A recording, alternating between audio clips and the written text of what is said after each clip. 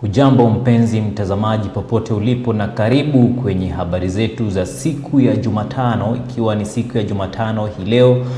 Kwenye habari zetu za Cityscope asubuhi, langu jina ni Clifford Ogonda, na hii leo pia tumekuandalia mambo kabambe, na tungependa uungane nasi kuanzia mwanzo hadi tamati, kwa sababu tunaenda kukuandalia mengi kwenye habari zetu na pia kwenye mazungumzo ambayo tutakuwa nayo hapo baadaye ifikapo muda wa saa 2 asubuhi. Na ungana nasi pia kwenye nambari zetu za arafa ya 24510.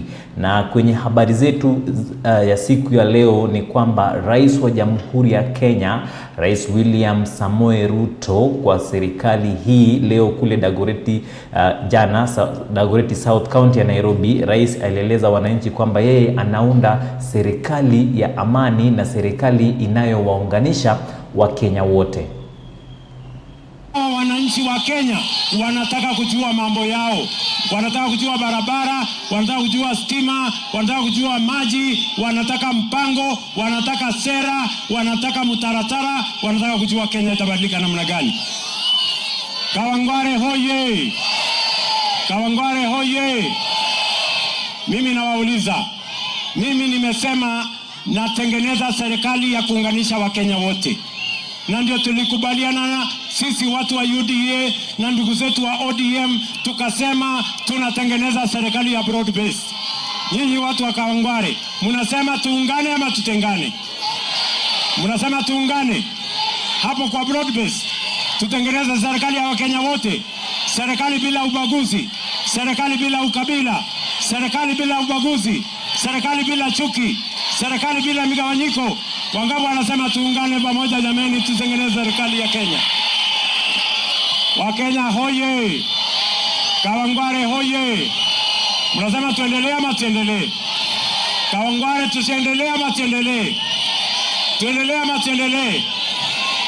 Wale jamaa bila akili, wale jamaa bila sera, wale jamaa bila mpango, chuma chao kimotoni, tutawamalizia asubuhi na mapema, kwa sababu Kenya inataka mpango. Sababu hiyo sitaki kusema kuzidi hapo. Mimi niliwaeleza tutajenga talanta. Mmeona talanta? Hamjaona? Niliwaeleza ya kwamba tutajenga talanta. Mmeiona ama hamjaiona? Sasa leo tumetangaza ujenzi wa airport mpya leo, na hiyo airport itaanza kujengwa kabla ya mwezi wa 6 mwaka huu, ndio tuwe na international airport mpya hapa Nairobi, ili tuweze kusonga mbele kwa pamoja. Dunia hii, mimi nataka niseme asante sana. Mimi nawahakikishia watu wa Nairobi, hii Singapore tunaanza na Nairobi. Mko tayari ama mko tayari? Nairobi, mko tayari ama mko tayari?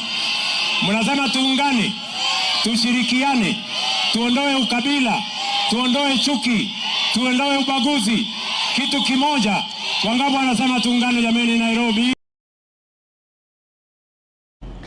Na tukiendelea mpenzi mtazamaji, ni kwamba kaunti ya Migori imetambua vituo kadhaa vya afya katika kaunti ndogo zake, ambapo dawa ya kuzuia virusi vya ukimwi lenacapavir itaanza kutumika. This is a game changer. There's a lot of stigma if it comes to the key population, and if you have to come to the facility only twice a year, it's better. For especially people who are self-stigmatized or face any type of stigma, this reduces the number of times you come to the clinic. But at the end of the day, we have to understand it's all about sensitization, understanding, and the will to take the drug. So you might be having all that positivity, like, yeah, people are going to be using the injectable. But again, are the young people having the right information, they get will to actually go for the injectable? We have trained our people and we are really ready to roll it out. What we are waiting is just that it is the government to give us the official date of the national launch. Then we'll cascade it down to Migori County and also do a county launch. Na kwingineko ni kwamba viongozi wa UDA eneo bunge la Kimilili wameshtumu vurugu zinazoshuhudiwa kwenye kampeni za kisiasa, huku wakitaka kampeni hizo kufanywa kwa njia ya amani.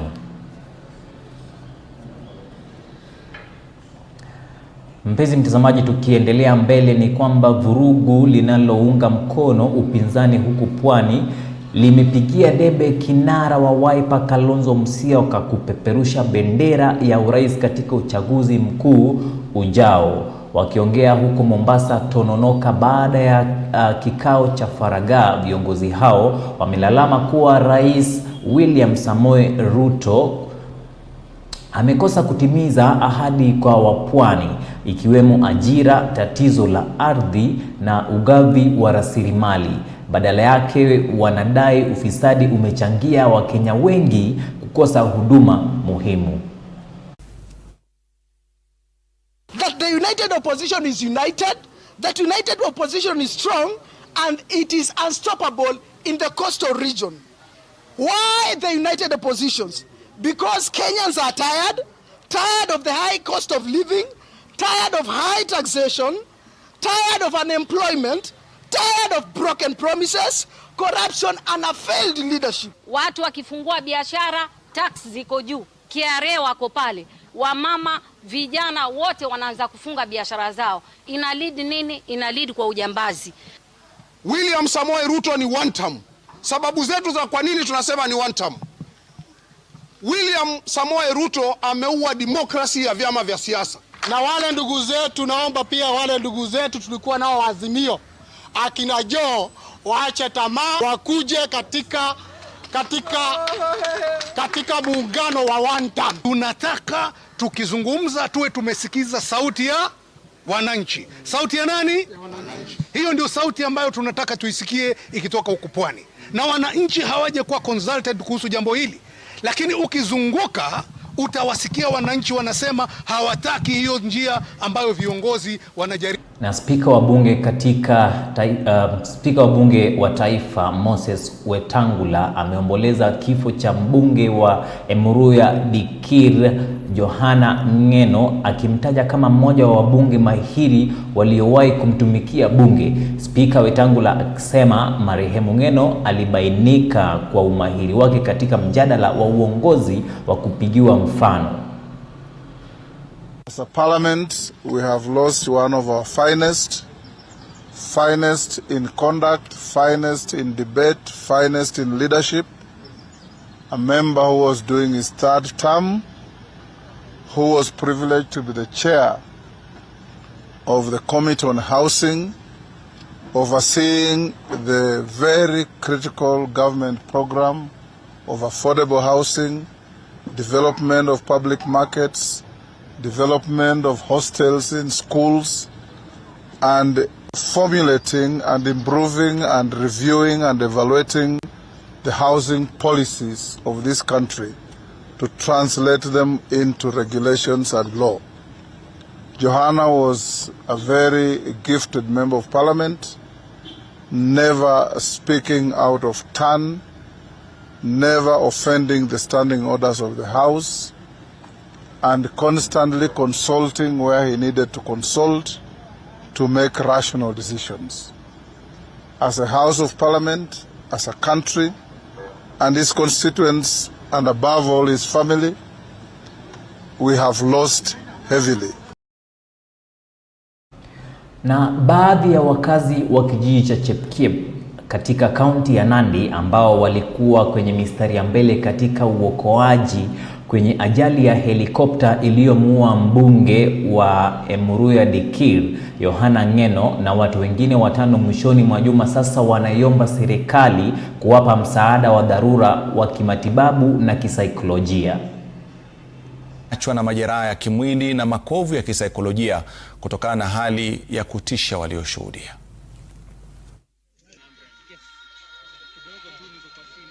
Nilikuwa nimekuja hapa kusaidia wale ambapo waliumia kwa ile plane yenye ilicrash hapa Chepkip, na kile ambacho tunaomba serikali ni kwamba watusaidie, kwa sababu sisi wenyewe tulikuja tukatoa miili ikiendelea kuwaka kwa moto, na tuliafektiwa na mafuta, na kwa sasa hata miili zetu tunajikuna.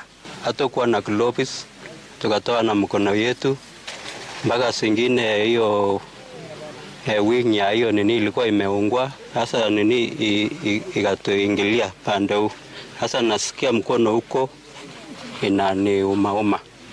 So tunaomba msaada ya mentally tukuje tukanseliwe so that we stay in the way we were, because if tuko na ile shida ya ile mwili tuliangalia mpaka tukakosa, tukimwakia tukiwasaidia ndugu zetu ambazo walituaja.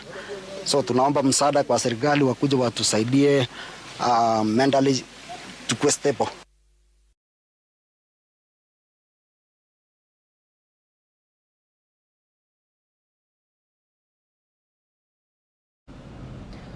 Na mpenzi mtazamaji, tunachukua pumziko kidogo, basi tunarejea na mengi ikiwemo uchambuzi wa gazeti kwa lugha ya Kimombo na mengine mengi. Usiende mbali.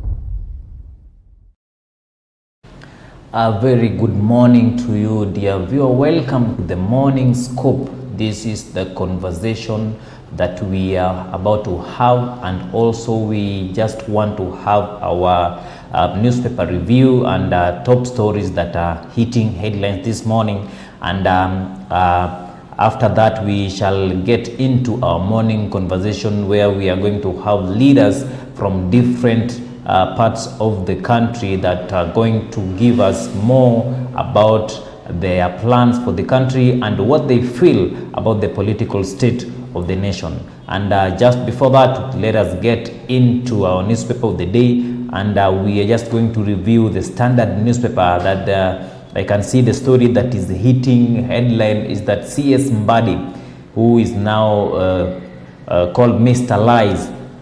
Yes, CS Mbadi admits he misled MPs over 5 trillion shillings infrastructure fund.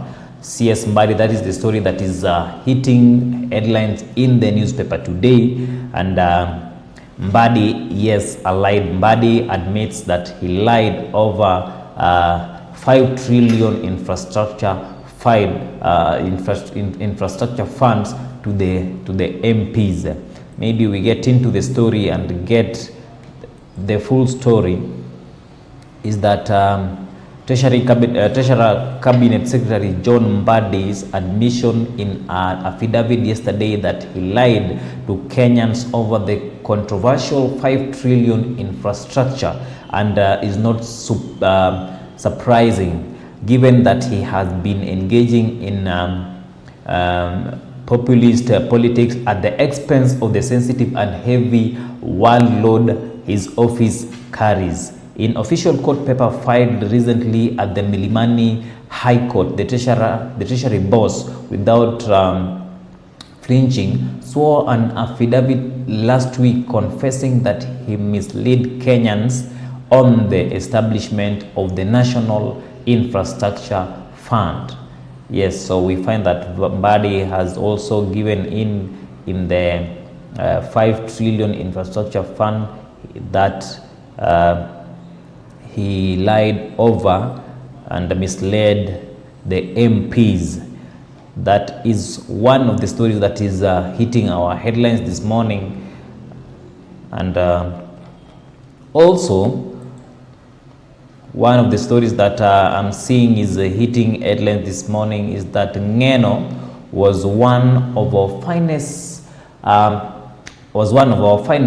says Speaker. This Speaker Moses Wetangula described the late Johanna Ngeno as one of the finest MPs that they had. And Emurua Dikir MP Johanna Ngeno, pilot George Were, Moss Kipngeno Rotich, and Nick Kosgei died in a helicopter crash in Chepkep, Nandi County yesterday. The aircraft attempting an emergency landing amid heavy rain caught, with 2 more bodies yet to be identified. Ngeno, a 3-term MP known for his fiery, sometimes confrontational in politics, was a passionate defender of the continents, often challenging government action on many issues.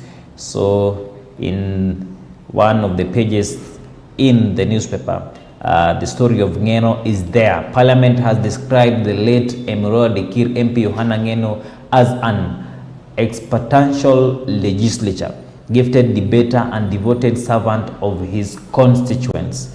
National Assembly Speaker Moses Wetangula and his Senate counterpart Amason Kingi noted the late MP's commitment to improving education, community welfare, and also peace. Dear viewer, that is the story that is making headline this morning. And also I can see Kenyans in the Middle East express fears, hopes. Kenyans in the Middle East express fears, hopes.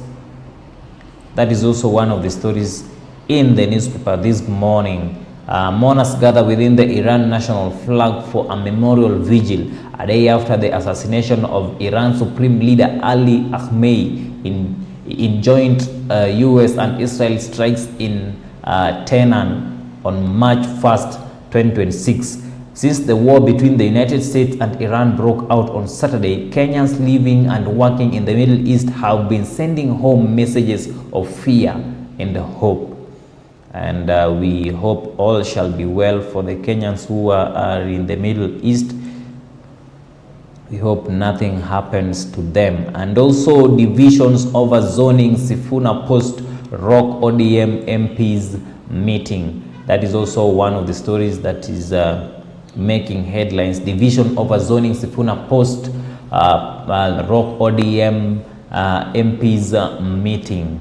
Members of the Orange Democratic Movement during a PG meeting at Parliament Buildings, Nairobi on March. And Orange Democratic Movement will insist on zoning plan as it enters into structured negotiation with President William Ruto's UDA party ahead of the 2027 general election.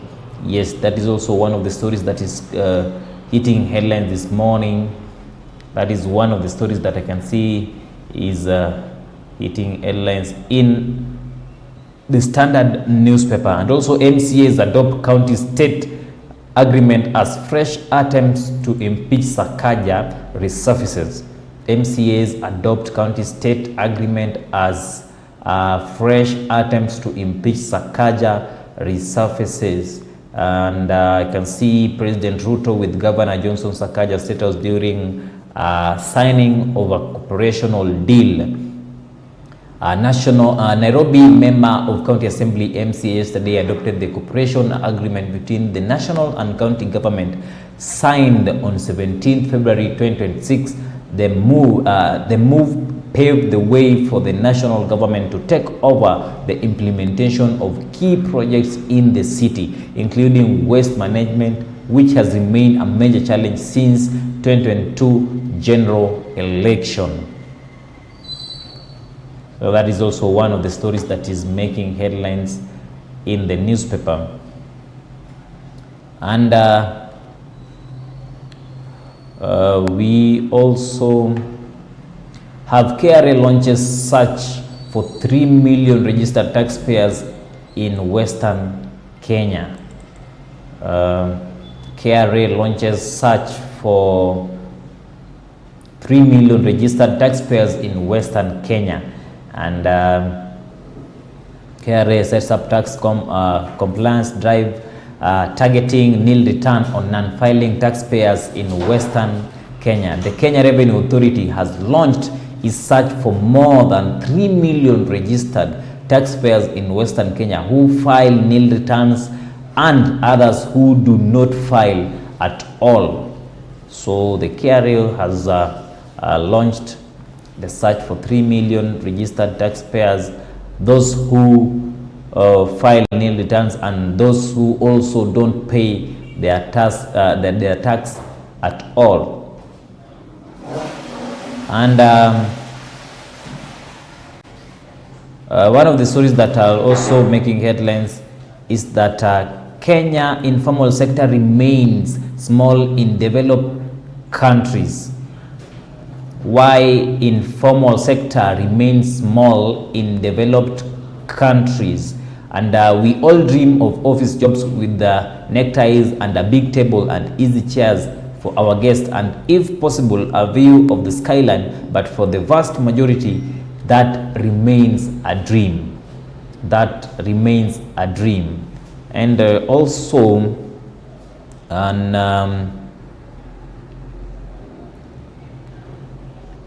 into other stories, I can also see why it will not be easy for Mbadi to achieve political greatness dream. Why it will not be easy for CS Mbadi to achieve political greatness dream. Like most politicians, John Mbadi Ngongo is one of ambitious man. His pronounced ambition is to be leader of the Luo people, which might catapult him to the presidency. He, however, lacks Jaramogi Odinga's ability to command public trust or Raila Amolo Odinga's to spell binding magnetism. Yet, he believes he is the rightful successor to both Jaramogi and Raila, mainly because he is the senior most Luo governmental official. Neither Jaramogi nor Raila overclaimed Luo leadership on account of holding high office in government. Mbadi works hard to be eloquent and occasionally makes statements that attract short-lived attention, in part because he lacked verbal elegance. So that is some of the stories that are also creating headlines. Maybe I just move to Another one that heavy rains to persist across the country until March 9th. We are in the season of the rains, and I can see the weather forecast saying that heavy rains to persist across the country until 9th March. Heavy rains of more than 20 millimeters in 24 hours is expected to continue across several parts of the country from March 3rd to March 9th. The Kenya Meteorological Department has warned, according to the advisory, the rains have likely to intensify and peak between March 4th and March 7th, then reduce in most areas by March 8th. However, heavy downpours exceeding 20 millimeters in 24 hours are projected to persist in the Lake Victoria Basin, Western Kenya, parts of the Central Highlands and Southern Lowlands, and also the coastal region until March 9th. The weatherman has listed various counties expected to be affected by the heavy rains, among them Turkana, Samburu, Migori, Nyamira, Bungoma, Busia, Kakamega, Vihiga, West Pokot, Baringo, Elgeyo Marakwet, Trans Nzoia, Nandi County, Uasin Gishu County, Nakuru, Siaya, Kisumu, Homa Bay County, Kisii, Kericho, Bomet, Kiambu, Embu and Murang'a. Kirinyaga, Nyandarua, Nyeri, Laikipia, Tharaka Nithi, Meru, Nairobi, Narok County, Kajiado, Makueni, Machakos, Taita Taveta, Kitui, Kwale, Mombasa, Tana River, Kilifi, Isiolo, Marsabit, Garissa and west parts of Wajir and Mandera will also experience the rainfall. The advisory read in part. Residents in the affected areas have been urged to remain vigilant for potential floods, flash floods and reduced advisory. And also we are being advised to take care and also stay vigilant, because there might be floods across the country and also flash floods and also reduced visibility.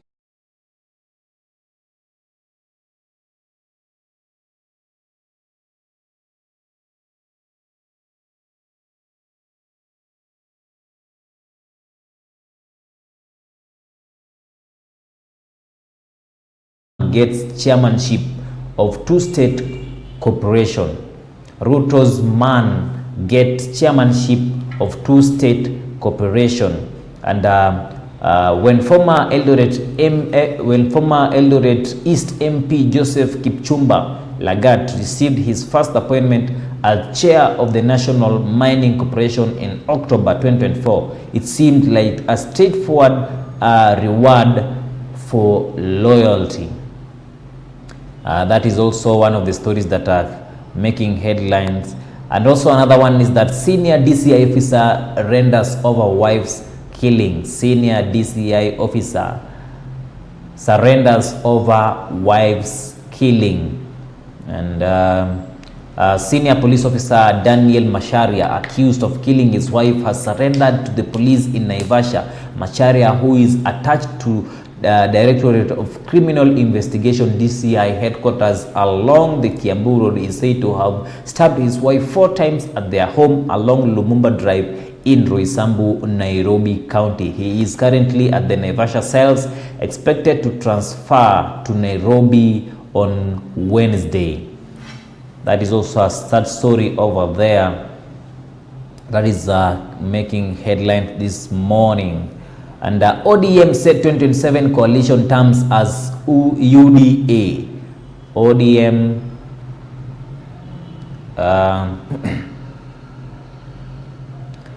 I have just missed that story a little bit. Once I get back to it, I will share it with us. And right, this is it. ODM set 2027 coalition terms as UDA rejects electoral zoning demand. ODM party leader Dr. Buru Dinga, National Assembly Majority Leader Junet Mohammed, Senate Minority Leader Stuart Madzayo, Acting CS Catherine Omanyo, Mombasa Governor Abdul Nasir, Homa Bay Governor Gladys Wanga. I can see them in an image there at the Parliament buildings in Nairobi. That was on March 3rd, 2026. The Orange Democratic Movement, ODM, has told potential 2027 coalition partners that its parliamentary seats are non-negotiable, even as a viral United Democratic Alliance rejects electoral zoning. The ODM parliamentary group PG meeting at the Parliament building on Tuesday directed party negotiators to insist on zoning of the electoral units in any pre-election coalition deal, a move designated to shield their party's dominance in the National Assembly, Senate, and also the County Assembly. And these are some of the words said by the National Assembly Minority Leader Junet Mohammed, and I quote, "We are telling any party that want to associate with us that our parliamentary numbers are not negotiable. We can negotiate on other things." That is Junet Mohammed, the National Assembly Minority Leader.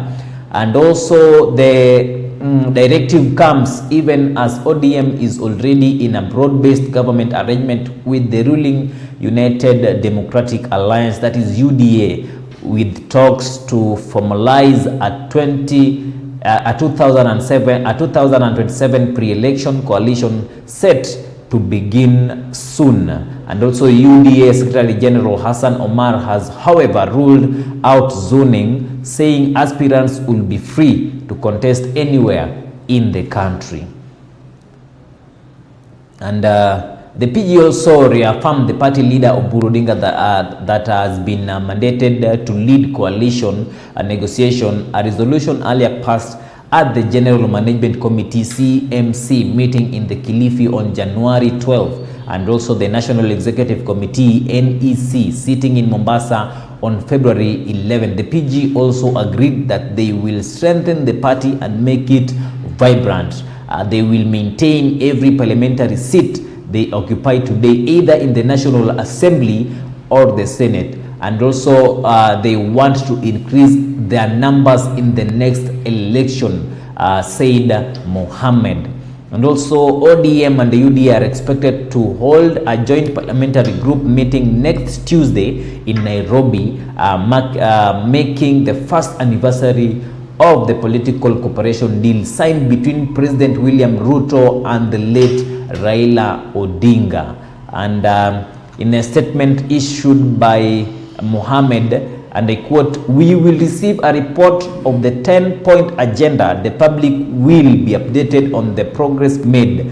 The PG has emphasized on the cooperation of victims of violence during public protest and in an increment of funds allocated to the counties." That is a statement issued by Mohammed. And the party has also kept the door open for opposition outfits, including Wiper Democratic Movement Kenya, led by Kalonzo Musyoka, with whom it has formed alliance in the past elections. At the same time, the party National Delegates Conference NDC, scheduled for March 27, will proceed as planned despite a deepening internal rift.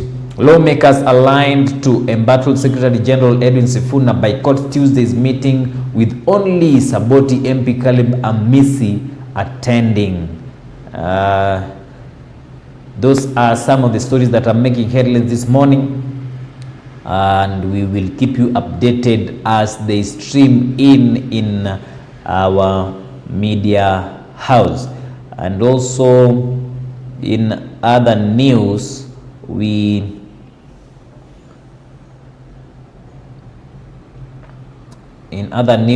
get that how Kenya missed out on the 125 billion World Bank project. That is also one of the stories that are in the Standard newspaper.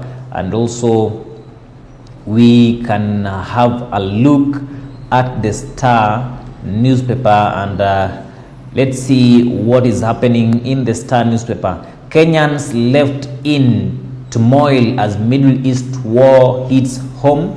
And also ODM moves reconciling with Sifuna.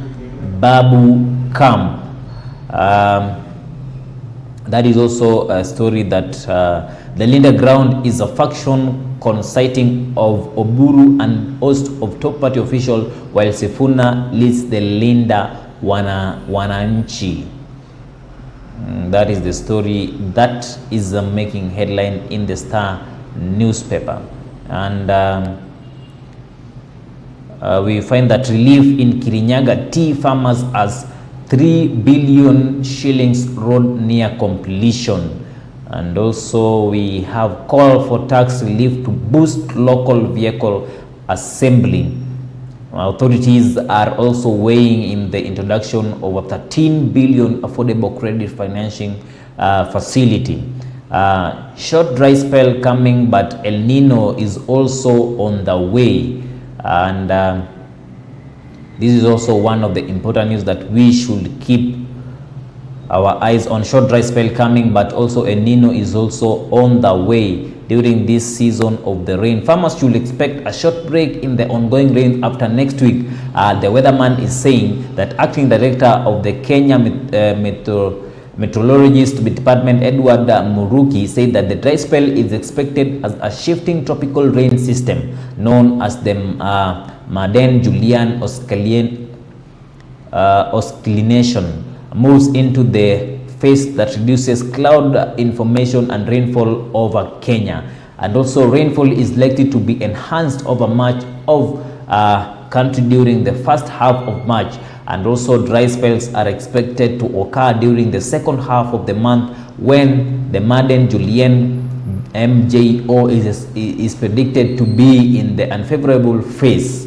Muruki said the timing and the strength of the March, April, May rainfall are often influenced by the MJO to traveling pattern of convective clouds, rainfall and winds that moves toward the eastwards around the equator, as well as by tropical cyclone activity in the Indian Ocean.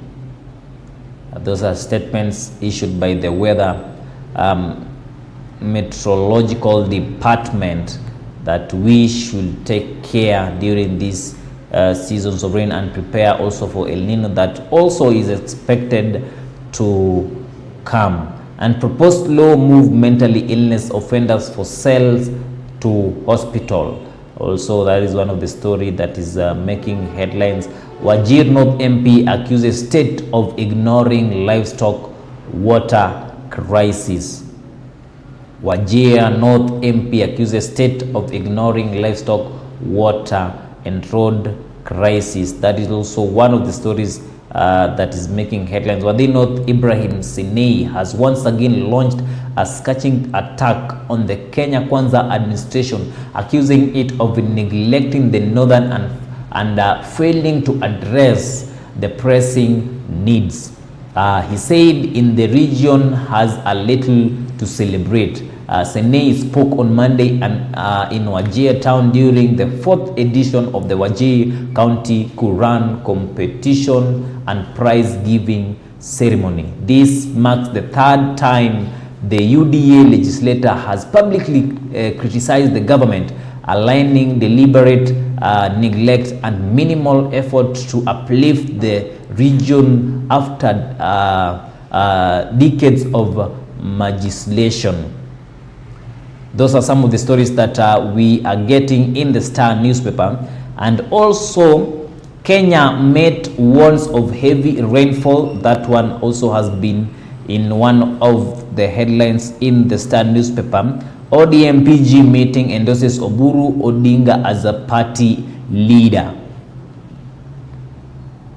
ODM parliamentary group meeting endorses Oburu Oginga as party leader. Members of the Orange Democratic Movement parliamentary group have endorsed a series of key parties' decisions, including the installation of Oburu Oginga as party leader and plans to negotiate a coalition with the United Democratic Alliance UDA ahead of the 2027 election. Dear viewer, even as we wind up in the newspaper review, maybe let us get a look at what is happening what is happening at the Nation newspaper. MCAs now give Ruto Sakaja deal to end amid fresh impeachment threats, and also 8 learners have died in school this term. 8 learners have died in school this term.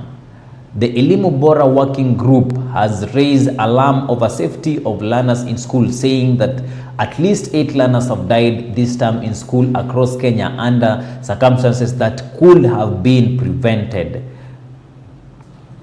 That is Elimu Bora Group that is raising that alarm that at least 8 learners have died or lost their life during this term alone. And also businesses face losses as shippers ground vessel. And also into other news, into sports news, we find that banned but playing, Kenya footballers defy anti-doping agency sanction. Banned but playing, Kenyan footballers defy anti-doping agency sanction. And also, if we get into the story, do anti-doping agency of Kenya, ADAK, sanction apply only to athletes, or do they also apply to other sporting disciplines? It seems not. 7 football players are among 27 sportsmen and women from several disciplines who were previously suspended by the ADAK between August. Yes, these are some of the stories that are making headlines in our sports news in the Nation newspaper. And in the news that are making headlines in sport is that Igwe Chief Ambani rallies leaders to fast-track Mombasa Stadium. The Ambani noted that the Mbaraki Stadium, currently used by Bandari FC, lacks the capacity and facilities required to host top-level competitions. And then also, Dogo confident as Starlets build towards WAFCON. The Starlets on Monday evening fell 2-0 to Benin in Ivory Coast and are set to face the Elephant in the second build of the match. And also Division 1 side compels shift attention to securing NLS slot. And lastly, we Gor Mahia blow as top scorer Oluoch sidelined for months after surgery.